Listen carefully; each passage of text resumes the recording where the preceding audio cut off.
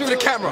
Auckland, Wanganui, Road to Vegas, Lagos City, Mr. Aladidi, Eminele, and Miami, Kilo Chalet, nothing carry last. Welcome to the How to Defeat Israel Adesanya, the last stylebender breakdown. Going straight to the UFC stats for the fighter profile. As you can see, Izzy is listed at 6'4". He is the reigning middleweight champion at 185 pounds. He has a 6'8" reach. It's abnormally long and athletic, which obviously means he can touch you before you can touch him most of the time.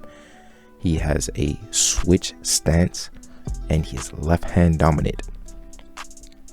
A key thing to note here is that the first thing you want to do whenever you get in a fight and you size your opponent is identify his dominant hand. Now obviously Izzy favors a conventional stance with his left hand leading, which is deceiving and very effective for a switch fighter. Career statistics, starting with significant strikes landed per minute, we're at approximately 4, with a striking accuracy of 50%. So that means he throws about 8 strikes per minute. It's kind of one of the lower outputs, but he is a power striker and he's very accurate. He spends most of that time lining up clean, effective shots with footwork and feints. So don't let that number deceive you. And the most impressive thing that I'm seeing here is that he only absorbs 2.7 strikes per minute, which is less than 1 strike every 20 seconds, which is absolutely unbelievable for a UFC fighter. He also has an 80% takedown defense with a phenomenal ability to get back to his feet and create separation, and he has an evasiveness of 60%. I guess that means that he can dodge 60% of the strikes thrown at him.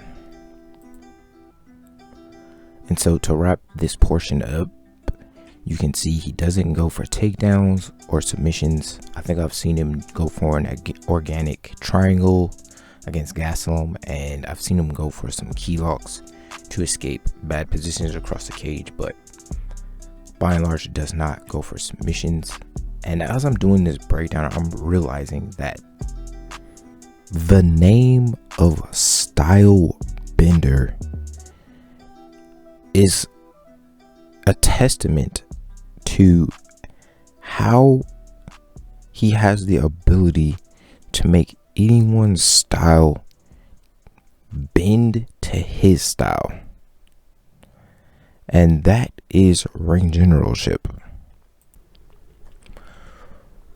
Moving into fighter abilities, at number 1 we have cage generalship, and I gave him a 9.5, which is nearly a perfect score. Izzy has amazing footwork, which allows him to dictate where the fights are going to take place. He has amazing fight IQ and strategy, which allows him to have favorable engagements consistently, and I believe that's the number 1 reason he is world champion. At number 2, we have hand striking technique. He's not exactly Mike Tyson, but he has a 6'8" reach. He has a very good jab, a very good check hook. He has a stiff straight right hand, and he has several knockouts via hand strikes. So all in all, not the greatest, but a very respectable 7.5. At number 3, we have leg striking technique. I gave him a solid 9. Now you're not going to see the Jean-Claude Van Damme jump spinning techniques, which are actually not practical in UFC combat, but they look good on TV. Izzy is the perfect example of effective striking with the legs without compromising your defense and opening yourself up to openings that will compromise you.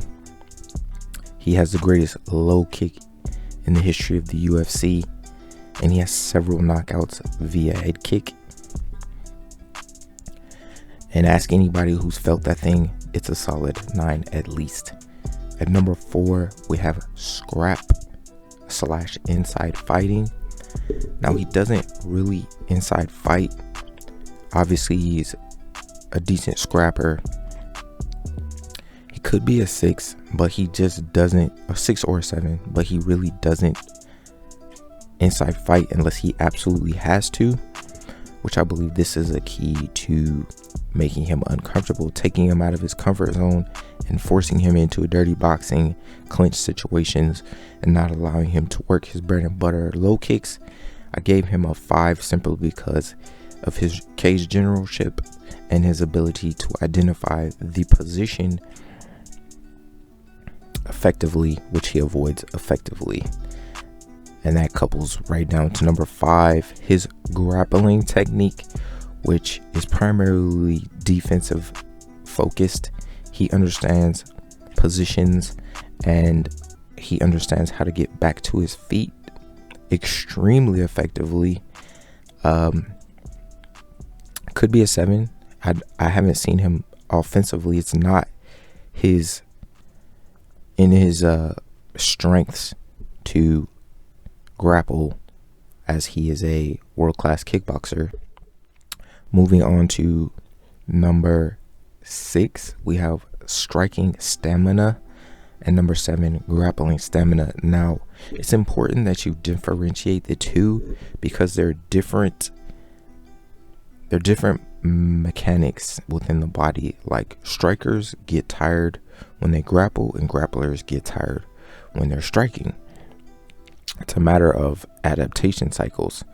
Like, for instance, people like Khabib can grapple 10 rounds and have very little fatigue compared to a striker like Conor. As soon as Conor gets taken down, he's like visibly fatigued. So I would probably give him a 3 or a 4 grappling stamina. So Izzy could go 10 rounds easily standing, and I've seen him get taken down numerous times. He's never visibly fatigued after the fact. It may be a tribute to his build, where he has a very natural non-bodybuilder build. People with a lot of muscle tend to carry a pump after they've had static holds, whereas that's mostly what grappling is static holds and framing, which brings a lot of blood to the upper body, and then it compromises your striking and causes the heart to pump more, which fatigues you. So Izzy has a surprisingly good grappling stamina for a world-class kickboxer. At number 8, we have Chin, which I gave him an 8.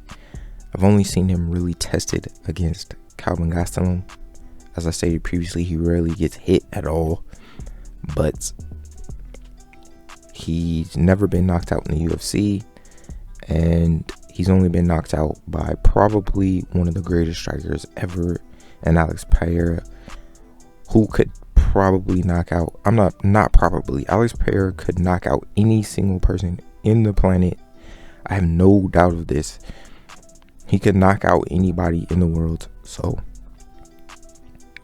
he's a solid 8 Chin, in my opinion. Number 9, we have toughness.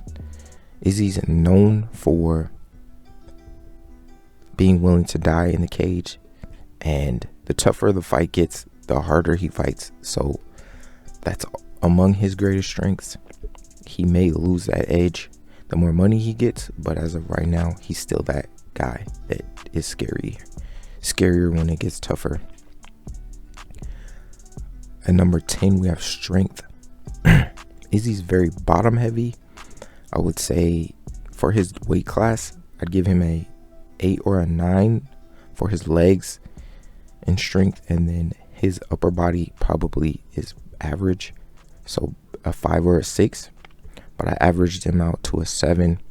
Very wiry, and again, his cage generalship, his understanding of positions and technique allow him to be very efficient with his strengths. And at number 11, we have power, which I gave him a 7.5.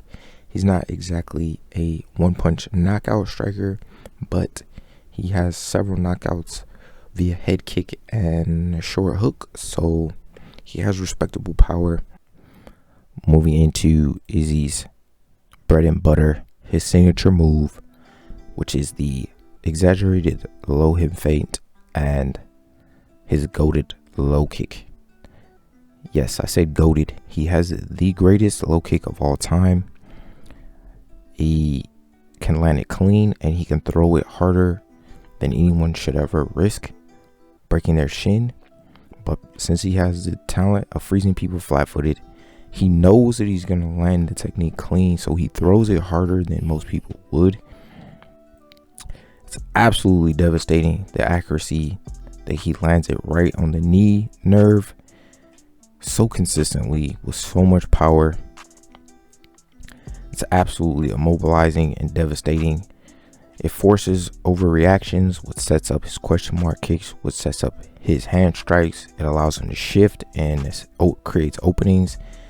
And the more immobilized you are, the more openings it creates. It makes fighters unable to maintain their balance. And as you're about to see, Costa loses his balance off his rear leg, which was kicked to shit.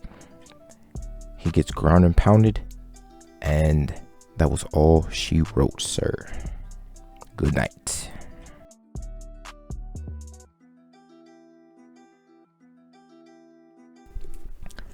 Keys to victory. At number 1, we have inside fighting / dirty boxing. Now, the number 1 key to beating Stylebender is to take him out of his comfort range and put him in a grappling situation, inside fighting situation, where you're inside of his advantage, which is frame and footwork and his low kick feint game. You put him into a scrappy fight, otherwise he's gonna pick you apart.